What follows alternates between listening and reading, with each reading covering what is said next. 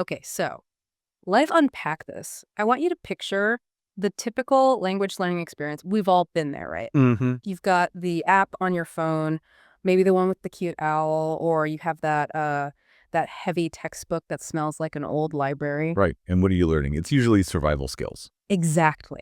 It's strictly functional. Where is the train station? I would like the chicken, please. Eh, how much is this umbrella? It's all about logistics, It's about moving your body through space in a foreign country without getting arrested or starving. It's totally transactional.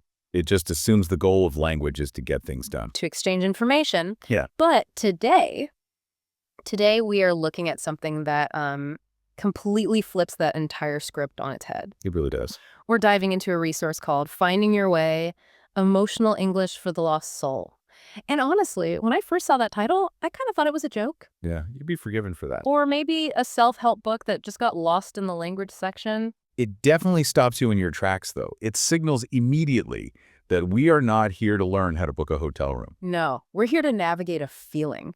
And not just any feeling. This isn't like emotional English for the happy tourist. At all. The core topic is feeling lost in life.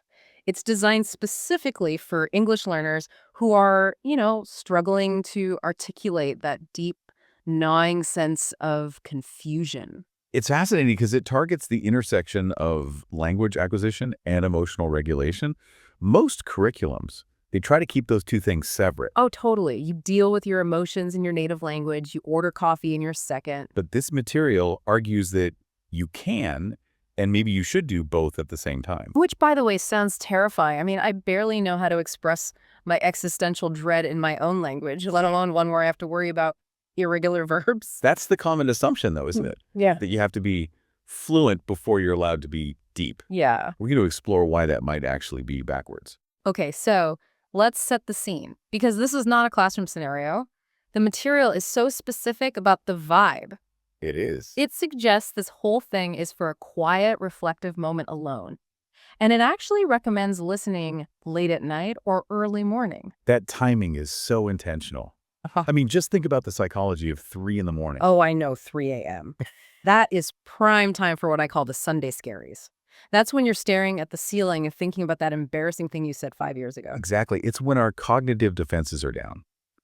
During the day, we have our armor on. We're busy, distracted, performing for the world. Sure. But late at night, or in that pre-dawn quiet, we're vulnerable. This material targets that specific vulnerability. It's not trying to compete with the noise of the workday. It's trying to fill the silence. But isn't that a little risky? If I'm already feeling vulnerable, do I really want to be doing a grammar lesson? Well, it depends on who's teaching it, and that's a key distinction here. The voice isn't positioned as a teacher. There's no red pen. There's no blackboard.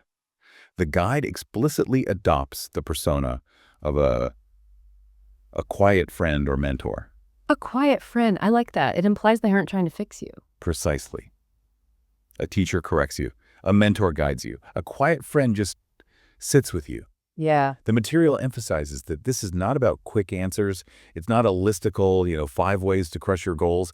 It's a monologue designed to create a peaceful moment. It feels less like a lesson and more like company. Like one of those deep conversations you have on a porch swing when a party is dying down. That's where real learning often happens, though. Not under the fluorescent lights of a testing center, but in these low-stakes, high-connection environments. The goal is to normalize self-doubt. Normalizing self-doubt. That's huge, because usually in education, doubt is treated as the enemy. If you're doubting yourself, you're failing. Right. If you pause for too long in a normal English class, you get corrected. Here, the pause is the whole point. The pause is the work. Exactly. The material suggests doubt isn't a failure of language, it's the subject matter itself. Okay, so we're in this quiet 3 a.m. headspace. We've got this quiet friend talking to us. Now let's talk about the monster in the room. The core problem this is all about.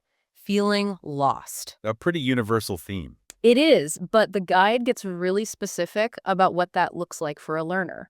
It lists struggles like feeling confused, stuck, unsure about direction, and this is the one that really landed for me, feeling behind. That concept of feeling behind is incredibly potent. Right. Think about it through the lens of an adult language learner. Okay. You're likely a competent, successful adult in your own language. You pay taxes, you have a job, you can make clever jokes.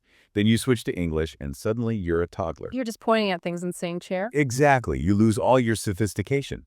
So you inherently feel behind because your intellect is running miles ahead of your vocabulary. So it's a double whammy. You feel lost in your life's direction, and you feel lost in the very words you need to describe it. And that just creates a massive pressure cooker. This is why the materials approach is so radical. It explicitly states that its mission is slowing down and listening. Right. In a market that is obsessed with fluent in 3 months or speed learning, asking a student to slow down is it's completely counterculture. It's the anti-hustle approach. But does it work? Or is it just, nice? I would argue it works because it's nice. Yeah. But we'll get to the neuroscience of that in a little bit. Okay, a little tease. But before we get to the brain science, I want to look at the nuts and bolts. Because this is still an English resource. It's not just therapy. Right. How does it actually teach the language? It starts with vocabulary selection. And it's not random. We're looking at words like lost, confused, tired, hopeful, calm. Okay, I'm going to play devil's advocate here. Those are pretty basic words. I mean, that's level 1 stuff. I am tired. Do advanced learners really need a deep dive into the word tired? Well, context is everything. In a textbook, tired means you need sleep. In this context, tired is carrying a lot more weight. It's soul tired. It's burnout. Right. The guide is teaching you to repurpose basic vocabulary to describe really complex internal states. So it's about depth, not breadth. Exactly. And this connects to the grammar focus. The guide relies really heavily on the simple present and present continuous tenses. Which, again, seems very basic. I am lost. I am wondering, why not get fancy? Why not say, I've been feeling a sense of displacement recently? Because when you're in a crisis, you don't speak in the perfect continuous tense. You speak in simple truths. I am sad. I am confused. There's a power in that simplicity. Okay. But there's also a really subtle, brilliant linguistic trick happening here, especially between I am and I feel. Oh, break that down for me. So the simple present, I am lost or I am failure, that sounds permanent. It sounds like an identity. Right. It's a label. I am this thing. But the guide introduces these reflective phrases like I feel like, or using the continuous I am feeling. That creates distance. Oh. If I say, I feel like I'm falling behind, I'm describing a temporary perception, not a permanent fact about myself. Whoa. Okay. So the grammar choice is actually a psychological tool. 100%. It's cognitive reframing disguised as a grammar lesson. By teaching a learner to say, sometimes I think, instead of just stating a negative fact, you're giving them the linguistic tools to separate who they are from how they feel. Sometimes I think that's like a permission slip. It means I don't have to think this way tomorrow. Exactly. It introduces nuance. And for a learner, being able to express nuance, to exist in that gray area, is usually the hardest thing to do. Yeah. We tend to speak in binaries, good, bad, happy, sad. This curriculum forces you into the gray, but it gives you simple ropes to hold on to. I love that image. Ropes to hold on to. Speaking of holding on, let's talk about the structure of the lesson itself. The guide outlines a specific scenario and flow. It feels almost like a story arc. It is a narrative arc. It absolutely mimics an emotional journey. It's broken down into 5 steps, and honestly, it mirrors a therapy session more than it does a lecture. Okay, walk us through it. Step 1. Step 1, a quiet, reflective moment alone. We've established this, the silence. Which is terrifying for most of us. We usually fill that silence with podcasts. Oh, wait, touche. But here the silence is invited. Then step 2, talking about feeling confused or behind. This is the admission. You have to name the monster to tame it. This is the venting phase. I am stuck. Right. And then comes the pivot. Step 3, normalizing self-doubt and uncertainty. The quiet friend steps in and says, you are not alone. This is normal. Okay, I want to pause here because you mentioned neuroscience earlier. Why is this normalization step so critical for learning? Okay, let's do the super simple version. Explain, like I'm 5. Imagine your brain is a nightclub. I'm listening. A nightclub. And at the door of this nightclub, there's a bouncer. In linguistics, we call this bouncer the affective filter. The affective filter. Okay. If that bouncer is stressed out or angry or anxious, he blocks the door. Nothing gets in. No new vocabulary, no grammar rules. You can study for hours. But if the bouncer is blocking the door because you feel stupid or anxious, you won't learn a thing. So anxiety basically just locks the club down. Completely. Step 3, normalizing the doubt, is like sending the bouncer on a coffee break. It tells the brain, you are safe here. You aren't being judged.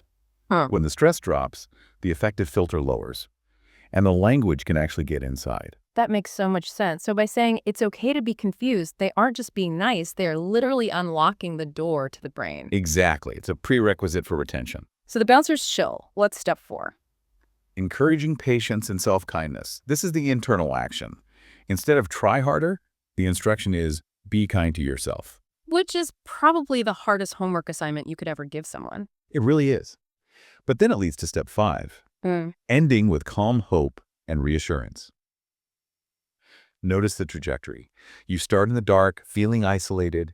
You name the fear. You realize the fear is normal. You treat yourself kindly. You end with hope. It moves from pressure to hope. It's like an emotional car wash. And the brilliance of it is that the content of the lesson mirrors the process of learning English. Learning a language is moving from confusion to clarity. So the medium and the message are just perfectly aligned. I really appreciate that. It feels so holistic. But I want to zoom out for a second. We've been talking about this for learners, but as I'm listening to you, I'm thinking, I know plenty of native English speakers who could use this. Oh, absolutely. Without a doubt. We live in a culture that's obsessed with optimization. We don't have a lot of vocabulary for I'm just sort of drifting right now, and that's okay. We lack what psychologists call emotional granularity. We often just say, I'm stressed or I'm busy, but stressed can mean angry, it could mean fearful, it could mean overwhelmed. Or just tired. Right. By stripping the language back to these simple foundational blocks, the way this guide does for learners, it actually helps everyone. Sometimes we hide behind big words. Yeah. If I say, I am experiencing a period of professional stagnation, that feels intellectual, it's safe. It's clinical. But if I say, I feel lost, that hits you in the gut, it's honest. And that honesty is what connects us to other people.